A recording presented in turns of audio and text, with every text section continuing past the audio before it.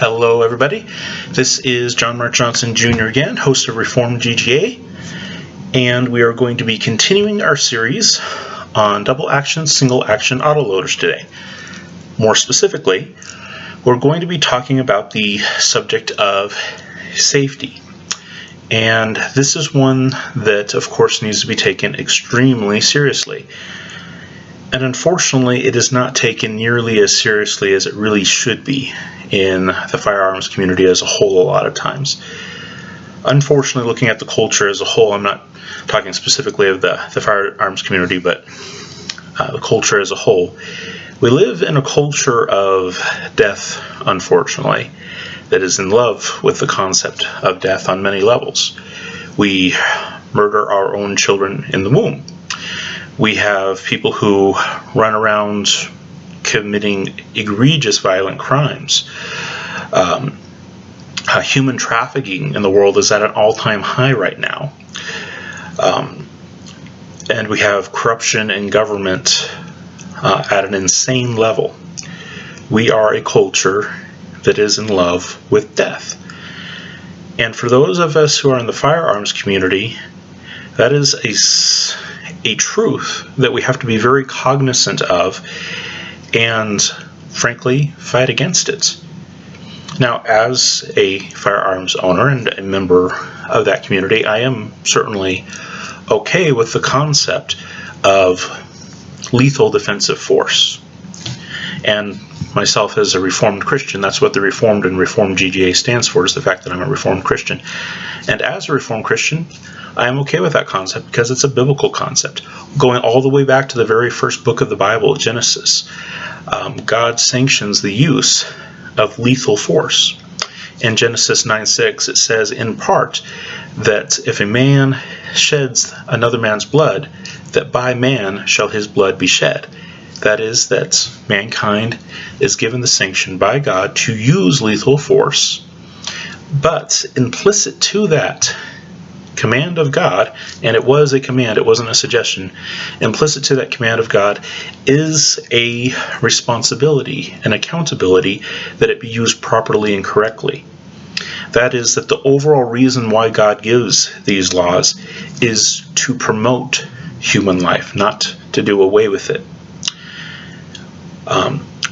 And sadly, in our modern culture, people take those rights and instead of using them as intended, and especially as God intends, they use them as excuses to act on the evil, murderous intentions of their own heart.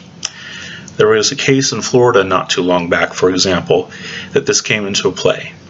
There was a fellow who had his concealed weapons permit, as I understand it,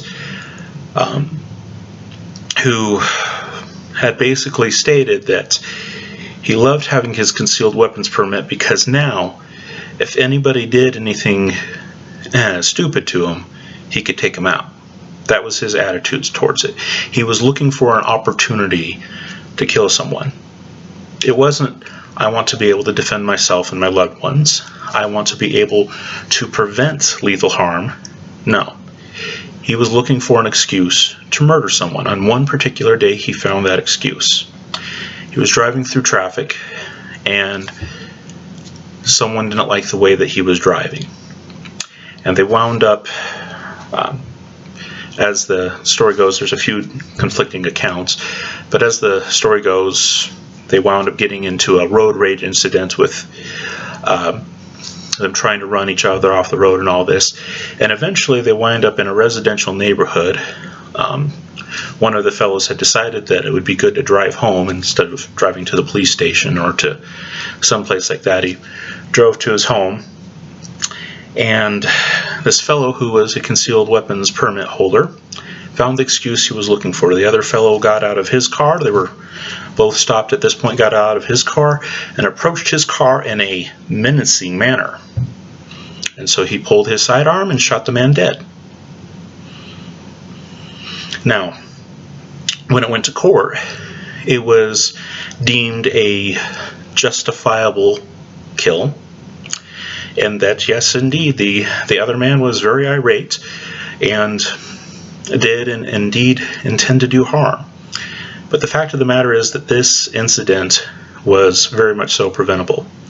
It was a road rage incident. It could have been solved in a host of manners, maybe by something as simple as an apology instead of a gunshot. Like I said, by driving to the police station instead of to your home, away from various other resources you might have. Lots of things that could have happened to de-escalate the situation, and you look through the report, every single opportunity that he had to de-escalate the situation, he didn't take, because he wanted to use his gun to kill someone.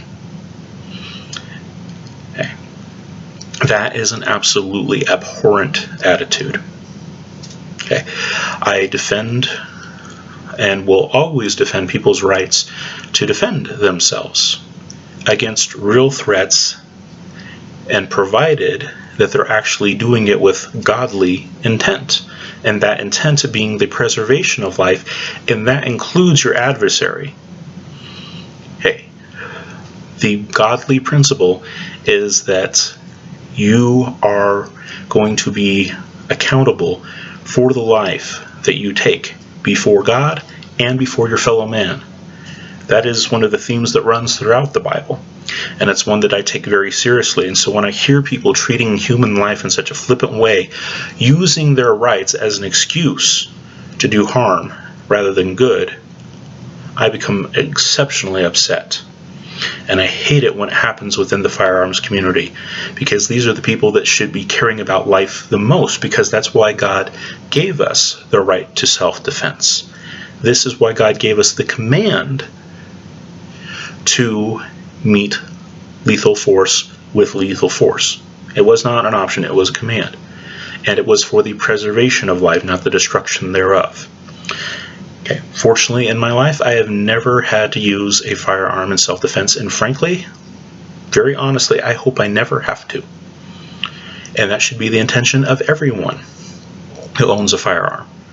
This is here in case I need it, but I want as much as possible to preserve life rather than destroy it. Our life that we live in this modern world has enough destruction and decay in it as it is.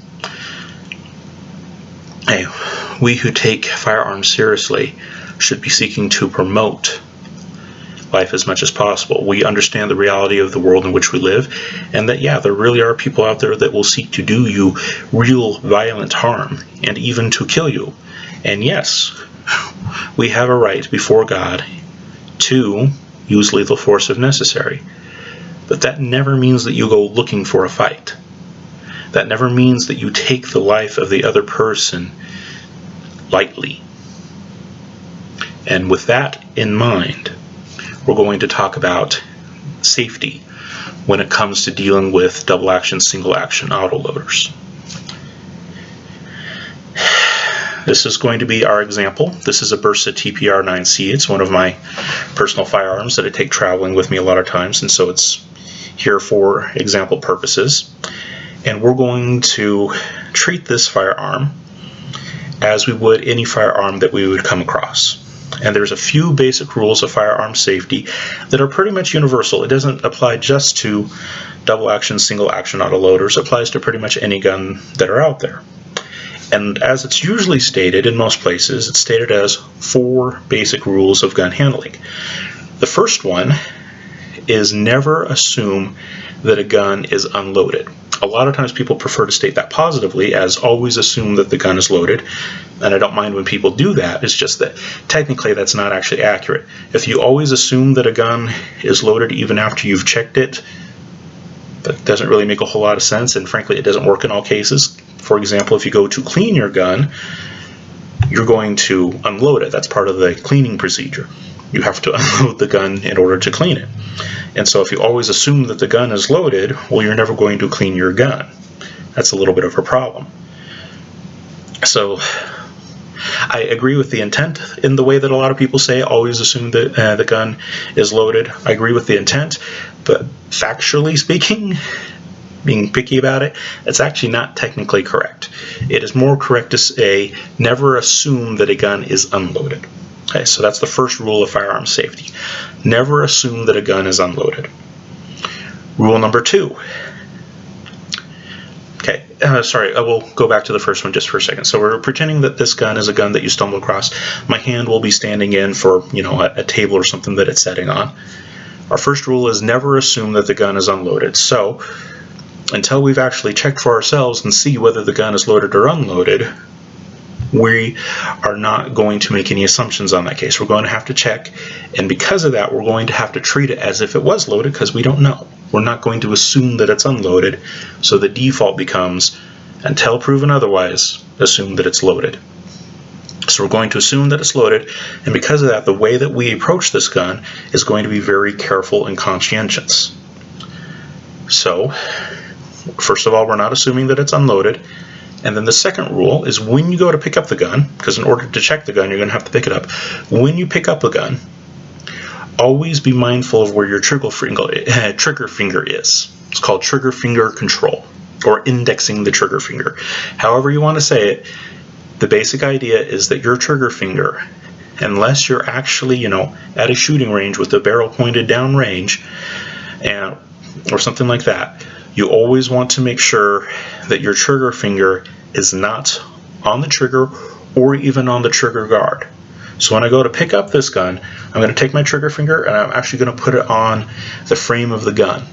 It's not going to be down, and it's certainly not going to be on the trigger. It's going to be up on the frame of the gun. Trigger finger control. This is a matter of safety, and it's also a matter of good etiquette.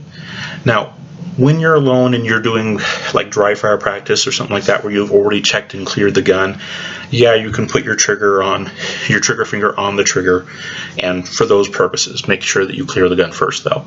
But when you're out in public, other people, they don't know the condition of your gun. Okay, and so the courteous thing to do, even if you know that your gun is clear, the courteous thing to do is whenever you're handling your gun, always make sure that your trigger finger is up on the frame. It's not on the trigger, it's not on the trigger guard. It's up on the frame, away from all of that.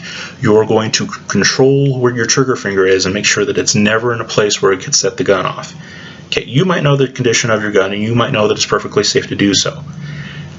But like I said, other people don't know that, and they are going to evaluate you based on the concern that you show for them. One of the ways that you show concern for other people around you is by making sure that your trigger finger is in a place that says, I am making sure that I'm safe around you people. Okay, you might know that your gun is completely unloaded. And like I said, what you do in the privacy of your own home and those kinds of things after you've checked and make sure that the gun is clear, that's one thing. When you're out in public though, you need to be very conscious about the message that you send people. And if you wind up handling the gun, which out in public you wouldn't want to handle the gun, in some places that is actually illegal. It's considered brandishing your firearm in a threatening manner, just presenting it. But sometimes there are certain public avenues in which you are going to have your gun out and about. For example, if you're at the gun range or something like that, that is a public space where it's okay to have the gun out.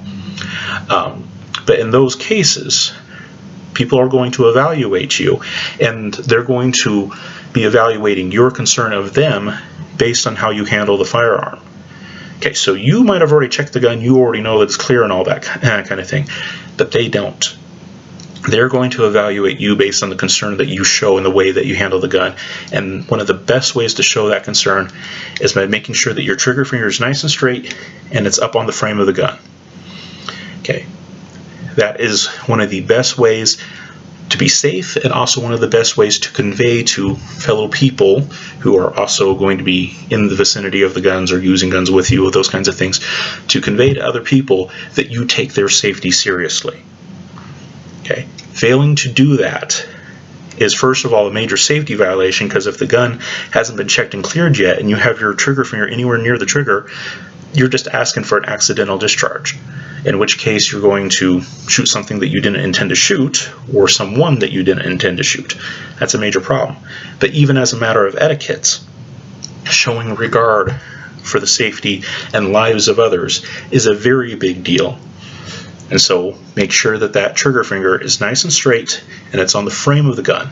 It's not on the trigger, it's not on the trigger guard. So recapping, first of all, never assume that a gun is unloaded.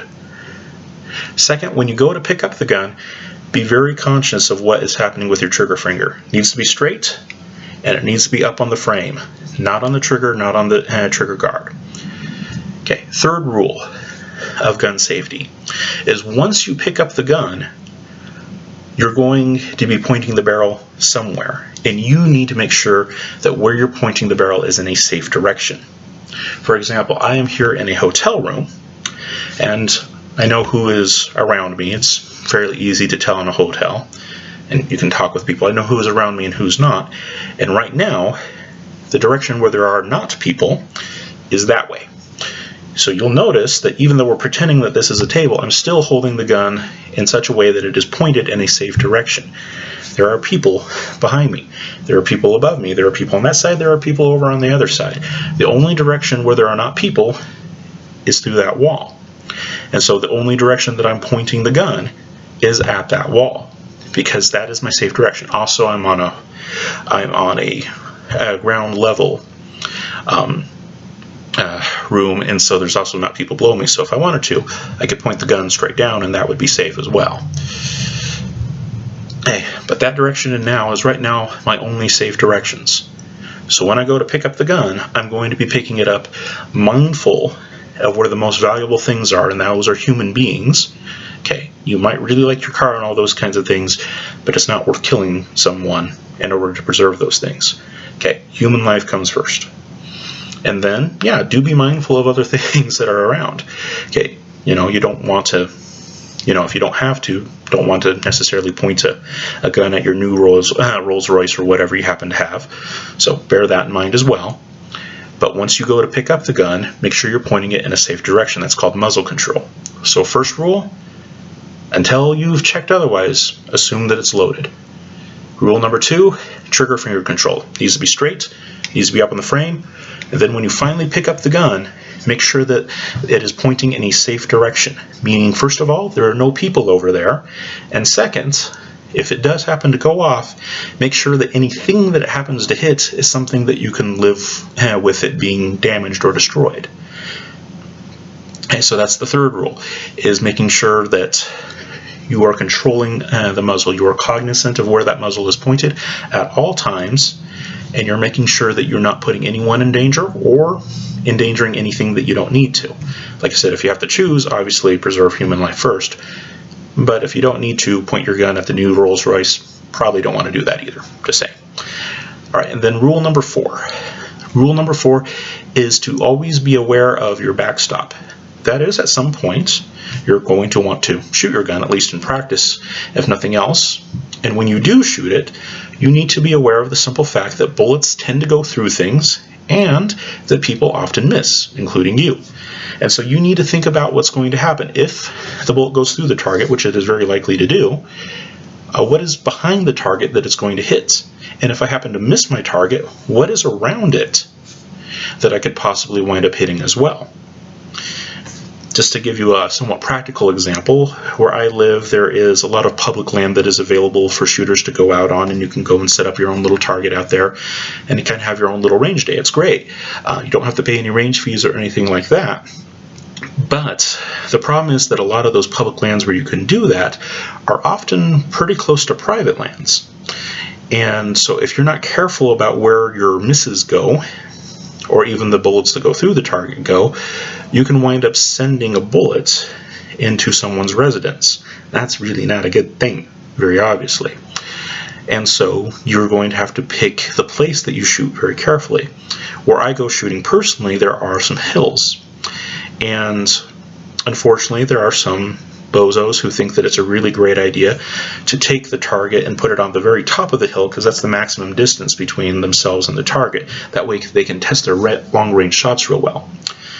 The problem, though, is if your target is up on a hill and you're shooting up, if you hit the target and you go through the target, it's going to keep going up and eventually going to come back down on the other side of the hill somewhere. And if you haven't actually gone up on the hill to check out and see what is over there, that's going to potentially be a big problem.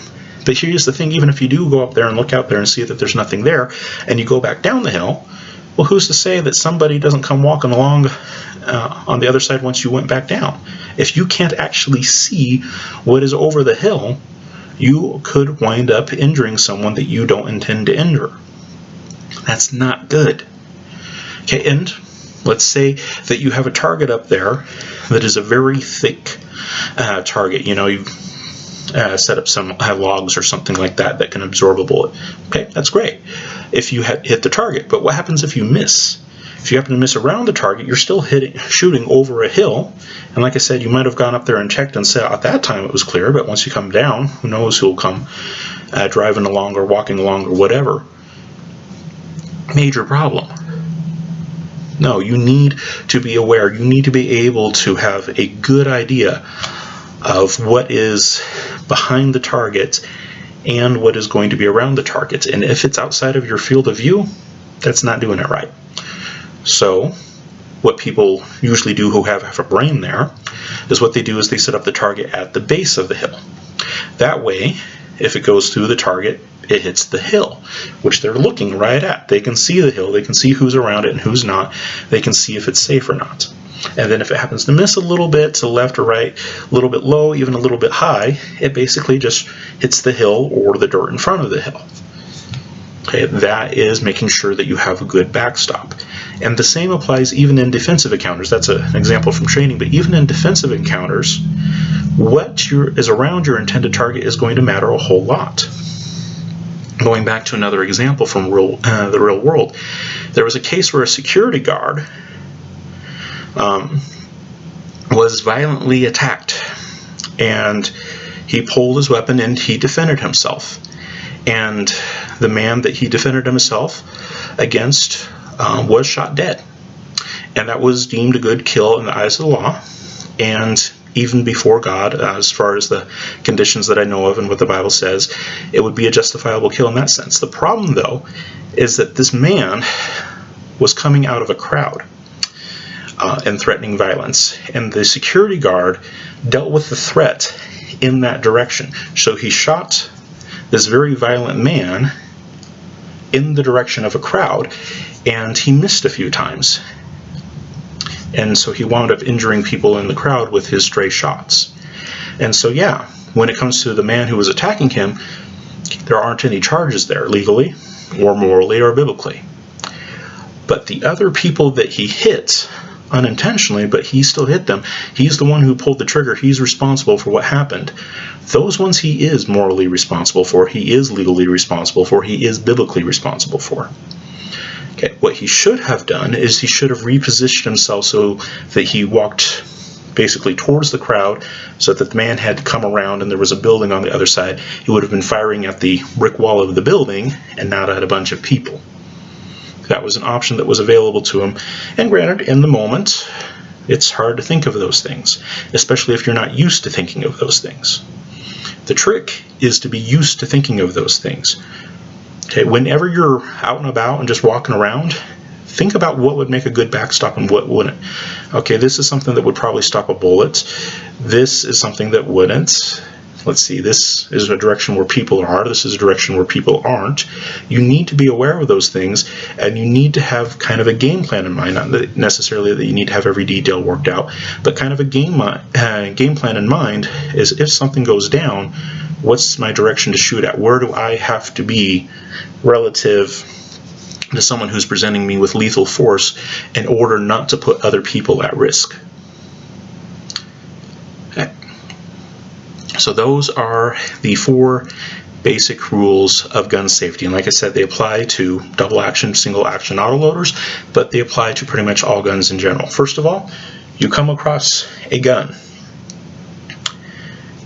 First thing, never, ever, ever assume that it's unloaded. Okay, unless you've actually checked it, and we'll talk about checking and clearing guns in the next video where we talk about controls and those kinds of things. But until you've actually checked it, do not make the mistake of assuming that it's unloaded. Treat it as if it's loaded. Okay, so when you go to pick it up, the first thing that you need to do is make sure that your trigger finger is straight and that it is not on the trigger or the trigger frame or on the trigger guard. Instead, make sure it's on the frame of the gun somewhere. A straight trigger finger that's on the frame. Okay.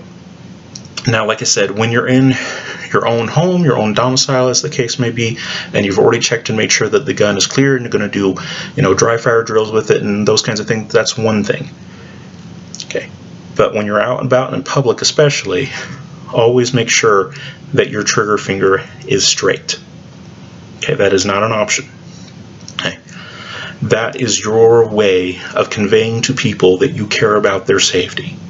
And that is also the way to keep yourself accountable, to make sure that you don't have a negligent discharge and that you don't wind up shooting someone that you didn't intend to shoot. Okay, the gun doesn't go off unless the trigger is pulled. So you keep your trigger finger away from that trigger until it's actually time to use it. Okay, and this even includes at the range. Okay, unless you're actually at the firing line, ready to fire, your trigger finger does not need to be on the trigger guard or on the trigger. Keep it straight. Keep it away from those things. Most guns will have a place on the frame where you can put it. Sometimes it's not the most comfortable in the world, but deal with it. Okay, on the frame. And then when you go and finally pick up the gun, make sure that it's pointed in a safe direction. Be cognizant of what is around you, and especially who is around you, and make sure it's not pointing at anyone or anything that you consider to be of value. And by the way, people are more important than things. Okay, in this context, I'm in a hotel. Through that wall, above me, behind me, there are people. I cannot, in good conscience, point a gun that is potentially loaded at them. So where is the muzzle pointed? Out the window into an open field. That is my safe direction. Okay, so that's the third rule, muzzle control. Fourth rule, be aware of your target and what's behind it. Consider what is called the backstop. If the bullet goes through the target, what is it going to hit? If the bullet happens to miss the target, what is it going to hit? Like I said, over there is a field. So if it happens to go through this wall here in this window, it's going to go out into the dirt. Okay. And I also happen to know that that field is privately owned, and that it's owned by someone who lives in a different area, so the odds of anyone being out there this late at night is very minimal. Okay. But you'll also notice that I'm kind of leaving it angled downwards so that it doesn't go too far out. Because if I go too far out, I don't know what all is out there. So I'm going to be wary of the backstop. Okay, make sure that the targets, what's behind the targets, are okay. Alright, so those are the 4 basic rules of gun safety. They apply to all kinds of guns. Trigger finger is still straight and it's not on the trigger or the trigger frame. Setting this down here. Okay, those are the 4 basic rules of gun safety. They apply to all kinds of guns, not just double action and single action autoloaders. They apply to all kinds of guns. And if you practice them and you abide by them, you will find yourself preventing a whole lot of potential problems. And the people who are around you, who watch you, making sure that you make these due concerns, will be very thankful for them. Okay, take it seriously. We're talking about people's lives, possibly even including your own. Okay, take it seriously. There's plenty of areas when it comes to guns where there is a room for having fun, and shooting guns can be fun, and it should be fun. But it's only fun if it's safe. Okay, there's a very big difference there. And if we do not take those safety concerns in mind, frankly, there is one who is higher than all of us who will hold us accountable for that. Okay, and his wrath does not rest. Consider that very carefully. Okay, the Bible is very clear that no one bears the sword, or in the modern case, a gun, who has not been decreed to do so by God. But at the same time, even though God orders all these things, He also holds everyone accountable for what they've been ordained to do. And every misuse of your weapon, you will be called to account for. Maybe not in this life, but God certainly will call you to account for it in eternity. All right, thank you very much for your time and attention and for listening, and I hope that you understood, first of all, my heart in this, and making sure that people actually are safe, and also understood those 4 basic rules. Okay, making sure that you never assume that a gun is unloaded until you've actually checked it. Make sure that that trigger finger is straight and that it is not on the trigger or even on the trigger guard. Put it up on the frame. Third, control the muzzle. Make sure that it is always pointed in a safe direction, not at people, and, if you can manage it, not at anything that's overly valuable either. And then last but not least, assuming that the bullet does wind up leaving the barrel for some reason, be cognizant of what is behind the intended target and also what is around it. Okay, you're going to have to go out and practice with your gun at some point, and you're going to shoot it intentionally. But you still need to make sure that you're being safe in the way that you do it. If it goes through the target, what is it going to hit? If it happens to miss the target and it goes around it, what could it potentially hit? All right. Thank you very much for your time and attention, everyone. Bye-bye.